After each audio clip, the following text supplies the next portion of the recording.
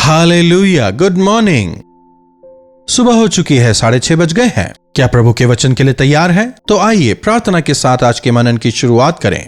महापवित्र पिता परमेश्वर, जब हम हमारे दिन की शुरुआत प्रार्थना से करते हैं, वचन से करते हैं, हमारा पूरा दिन, हमारा पूरा जीवन आशीषमय होगा। इस विश्वास के साथ आपके सन्मुख आते हैं, अपने वचन द्वारा हमसे बात करें। यीशु के नाम से प्रार्थना मांगते हैं, आमीन। प्रभु की महिमा हो। कैसे हैं आप लोग? क्या अच्छी मीठी नींद सोए? प्रभु में स्थिर खड़े होकर, उनके गवाह होकर जीने की इच्छा क्या आप में है? इस संसार में यदि हमें हमारे जीवनों में शांति समाधान चाहिए, तो हमें प्रभु का सानिध्य चाहिए, प्रभु की सहायता चाहिए। प्रभु की इच्छा को समझकर उसके अनुसार हमें जीना होगा। संसार में हमें खुश रहना है, संसार में हमें कुछ हासिल करना है, लोगों को खुश रखना है। इसके लिए हम चाहे कितना ही प्रयास करें, यह हो नहीं पाएगा। आप ही बताइए, लोगों को खुश करने का आपने कितना प्रयास किया है, लेकिन अंततः क्या आप उन्हें प्रसन्न कर पाए? बताइएगा।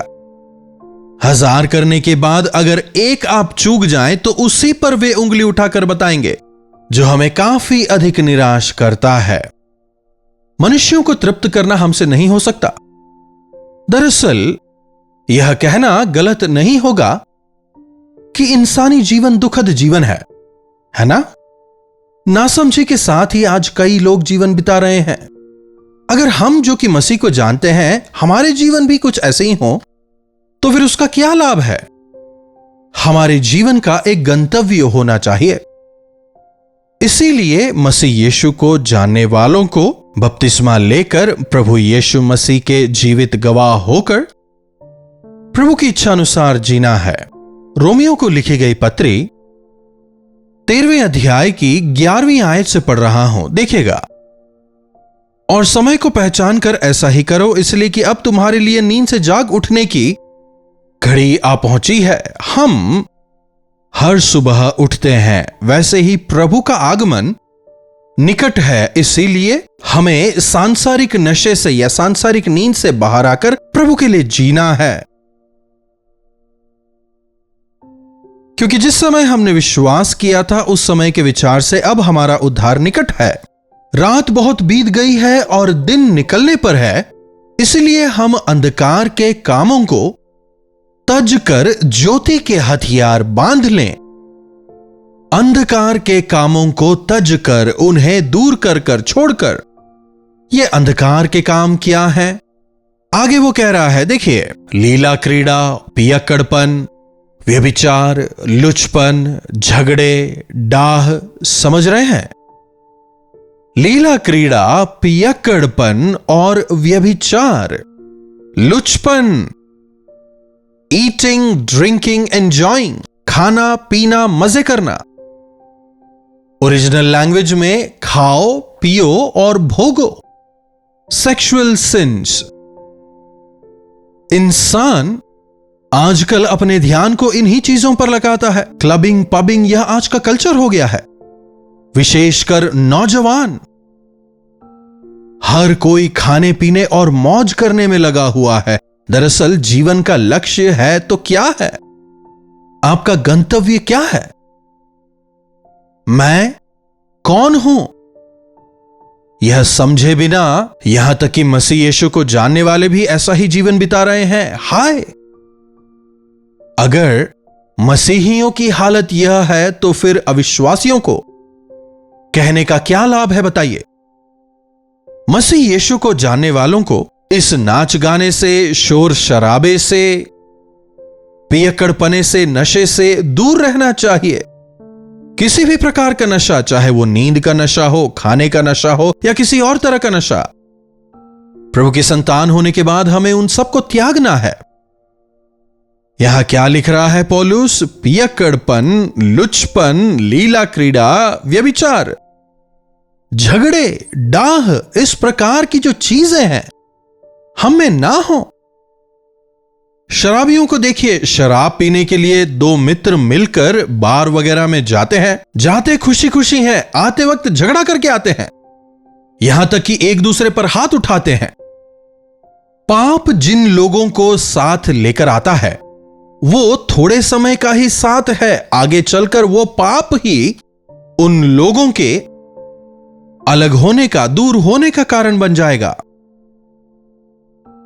झूठ जो है ना केवल सत्य से संघर्ष करता है, बल्कि झूठ आपस में ही संघर्ष करते हैं।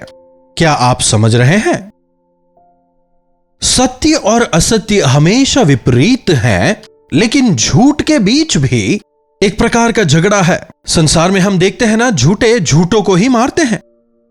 विशेषकर पॉलिटिशियंस के बीच तो काफी आसानी से यह नजर आ जाएगा।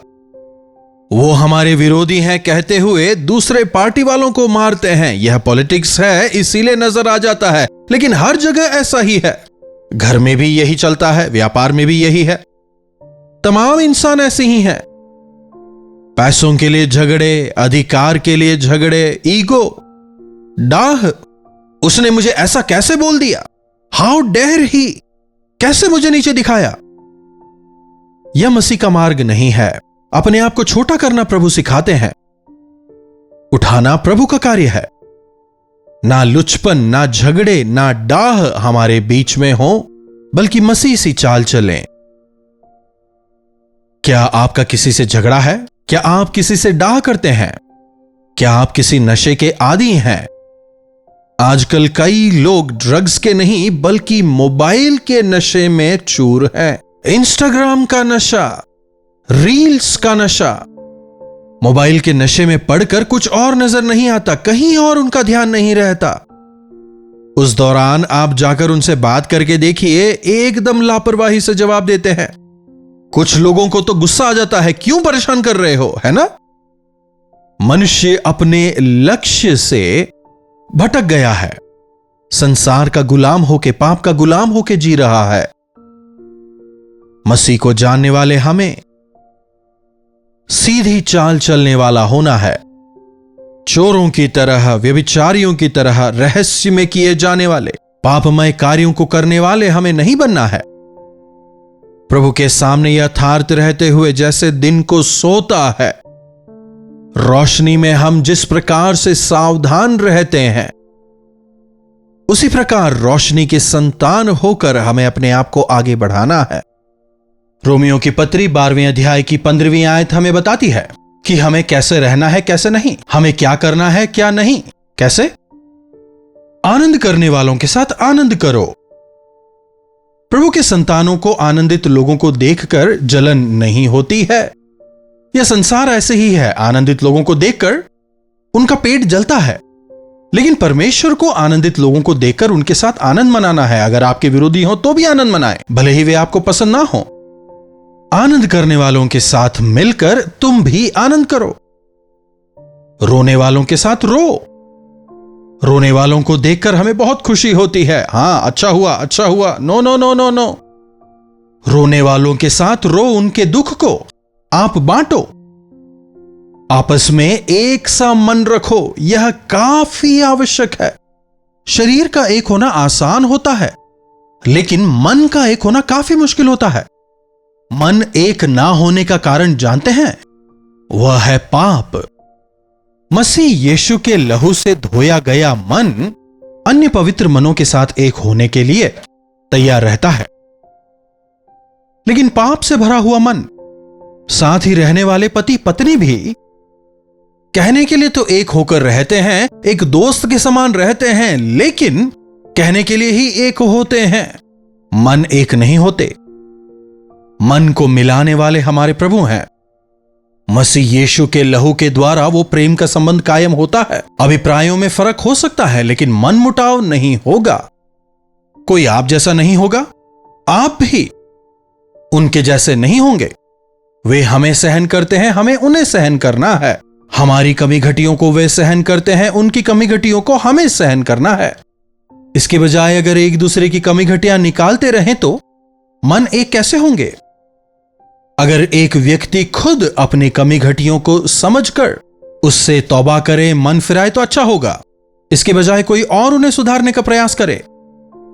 किसी ने कहा, अगर मैं किसी और की बुराइयों को ढूंढने का प्रयास करूं तो मेरा हृदय उनसे भी अधिक खराब हो जाएगा।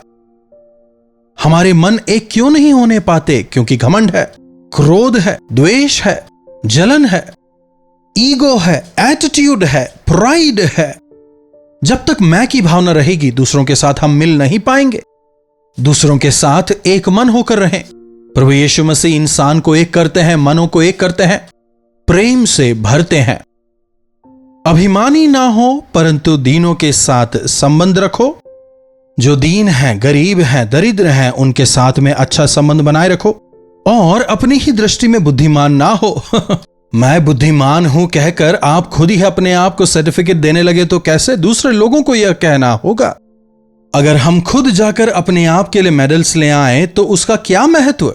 हमारी योग्यताओं को देखकर दूसरे हमारी प्रशंसा करेंगे। लेकिन आज लोग अपने आप को बढ़ाते हैं, दूसरों को नीचा दिखाते हैं। तो एक मन कैसे होगा? प्रभु के संतानों को एक मन होकर जीना है। अपने आप को हमें नम्र करना है।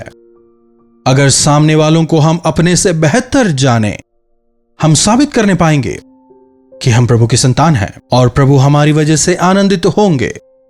देखिएगा, अपनी दृष्टि में बुद्धिमान ना हो, बुराई के बदले बुराई ना करो।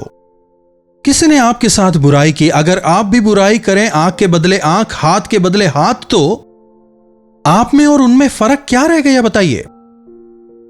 अगर कोई बुराई करें तो आप भलाई करें। अगर कोई आपको दर्द दे तो आप उनसे प्रेम करें, उन्हें क्षमा करें, उनके लिए प्रार्थना करें। यही प्रभु हमें सिखाते हैं। बिना प्रभु यीशु मसीह के गुण के हम उनके राज्य के वारिस कैसे हो सकते हैं? बिना प्रभु यीशु मसीह के गुण के हम प्रभु की संतान हैं कैसे यह कह सकते हैं? इसलिए यह संसार विश्वास नहीं करता। अगर आप भी संसार के लोगों की तरह ही व्यवहार करें, अगर आप में भी वही वाद विवाद, वही पाप की गुलामी, वही क्रोध, वही लड़ाई, वही झगड़ा अगर नजर आए, तो फिर संसार आप पर विश्वास क्यों करे? हर रोज प्रभु यीशु मसीह से प्रार्थना करें। प्रभु से कहें, प्रभु मुझे आपके प्रेम से भरें। प्रभु पुराने आदम का स्वभाव मेरे जीवन से पूरी तरह चला जाने पाए और दिन प्रतिदिन आपका स्वभाव मुझ में बढ़ता जाए। ऐसी प्रार्थना करें। अपनी दृष्टि में बुद्धिमान ना हो, बुराई के बदले किसी से बुराई ना करो। जो बातें सब लोगों के निकट भली हैं उनकी चिंता किया करो। केवल अपनी भलाई के विषय ना सोचें, सबके लिए क्या भला है उस पर आपकी नजरें हों। मेरे लिए जो अच्छा है, अगर वो सबके लिए बुरा है तो मुझे उसे छोड़ देना चाहिए। यही प्रभु यीशु मसीह हमें सिखाते हैं।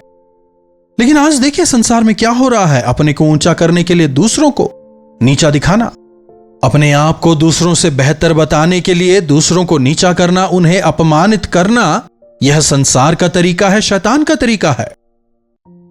लेकिन प्रभु यीशु मसीह हमें सिखाते हैं, दूसरों को ऊंचा करने के लिए तुम अपने आप को नीचा कर लो। प्रभु सिखाते हैं कि दूसरों की बेहतरी के लिए भले ही तुमसे द्वेष किया जाए, लेकिन उसे तुम फिर भी सह लो। छोटे बच्चों के साथ जब हम खेलते हैं, कई बार उन्हें खुश करने के लिए हम जो भी खेलते हैं उसमें हार जाते हैं, है कि नहीं? तब बच्चों को देखिए, वे कितने अधिक खुश होते हैं। मैंने पापा को हरा दिया, मम्मी को हरा दिया, भैया को, बहन को हराकर मैं जीत गया। इसी प्रकार जब हम दूसरों की भलाई के लिए सोचते हैं, प्रभु का नाम महिमित होता है और उस व्यक्ति को प्रभु के लिए जीतने का हमारे पास अवसर होता है। दूसरों की चिंता किया करो। जहां तक हो सके तुम अपने भरसक सब मनुष्यों के साथ मेल मिलाप रखो। क्या कह रहा है? भरसक, जहां तक हो सके। हर चीज में सर हिलाकर मेल मिलाप करने नहीं कहता। बुराई में हमें किसी का साथ नहीं देना है, लेकिन जो बातें प्रभु के अनुसार है, जो बातें हमारी पवित्रता के लिए खराब नहीं है, उनको ध्यान में रखकर सबके साथ मेल मिलाप से रहें। हर बात जो कि पाप है उसे हमें पूरी तरह से दूर रखना है, उसमें मेल नहीं खाना। जो बातें पापमय हैं उनमें हमें एक नहीं होना। जो बातें हमारे विवेक को खराब करती हैं, हमारे विवेक को दोषपूर्ण करती हैं, उनमें हमें मेल मिलाप नहीं रखना। बाकी तमाम बातों में सबके साथ मेल मिलाप से हमें रहना है। प्रभु के संतानों का कोई भी दुश्मन या विरोधी नहीं हो सकता।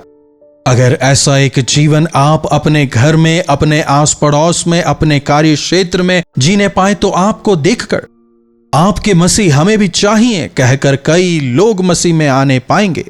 ऐसे जीने की कृपा प्रभु हमें दें। प्रार्थना। महापवित्र पिता परमेश्वर, प्रभु एक बार फिर से हम आपके सन्मुख में आते हैं। प्रभु कई बार आपके संतान कहते हैं, लेकिन फिर भी संसार के अनुसार हम जीवन बिताते हैं, संसार के कार्यों को करते हुए हम जीते हैं। सांसारिक इच्छाओं को, आंखों की अभिलाषाओं को, जीविका के घमंड को अपने जीवन में स्थान देकर उसके अधीन होकर जीते हैं। प्रभु हम में से हर एक की आप मदद करें कि जिस प्रकार आज हमने वचन को सुना, एक वैसा जीवन आपको महिमित करने के लिए हम जीने पाएं। जो दुखी हैं उनके साथ दुख मनाते हुए, जो आंसू बहा रहे हैं उनके साथ आंसू बहाते हुए, जो आनंदित हैं उनके साथ आनंद मनाते हुए, हर भले काम करते हुए, हर भलाई में हम एक मन होकर अपने मन को शुद्ध और पवित्र रखते हुए, बुराई नहीं लेकिन भलाई करते हुए, आपके गवाह होकर आपको महिमित करके जीने का अनुग्रह हमें से हर एक को दें। प्रार्थना यीशु के नाम से मांगते हैं, आमीन। अब हमारे पिता परमेश्वर का प्रेम, प्रभु यीशु मसीह का अनुग्रह, पवित्र आत्मा की संगति और सहभागिता हमें से प्रत्येक के साथ आज, कल और सर्वदा बनी रहे, आमीन। प्रभु परमेश्वर की महिमा हो। अपने प्रार्थना विषयों को आप हमें 9884907779 पर व्हाट्सएप वॉइस मैसेज या टेक्स्ट के द्वारा भेज सकते हैं। हमें आपसे सुनकर, आपके बारे में जानकर, आपके साथ मिलकर आपके लिए प्रार्थना करने में काफी प्रसन्नता होगी। प्रभु चमत्कार करेंगे। यदि चैनल को सब्सक्राइब नहीं किया है तो सब्सक्राइब करें, लाइक और शेयर करना भी ना भूलें। इन्हीं वचनों के साथ मैं आज आपसे विदा लेना चाहूंगा। प्रभु आप सबों को आशीष दें। आराधना आराधना ईसा प्रभु को गीत अर्पित है। पुणे और पुणे के आसपास के दर्शकों के लिए खुशखबरी। डॉक्टर जयपॉल अपने दर्शकों से मिलने के लिए पुणे आ रहे हैं। तारीख है 27 मार्च शाम 5 से 9 बजे तक। जगह है YMCA international home and activity centre, Shanti Sundar hall, new Rasta Peth, quarter gate junction, Pune. अधिक जानकारी के लिए हमें फोन कीजिए 8939393939 पर और आकर डॉक्टर जयपॉल से मिलना न चूके। आराधना करूं तेरी, आराधना करूं मैं तेरी ईसा, आराधना करूं। कलवरी दर्शन, ये है प्रेम के दर्शन, यीशु प्रेम के दर्शन।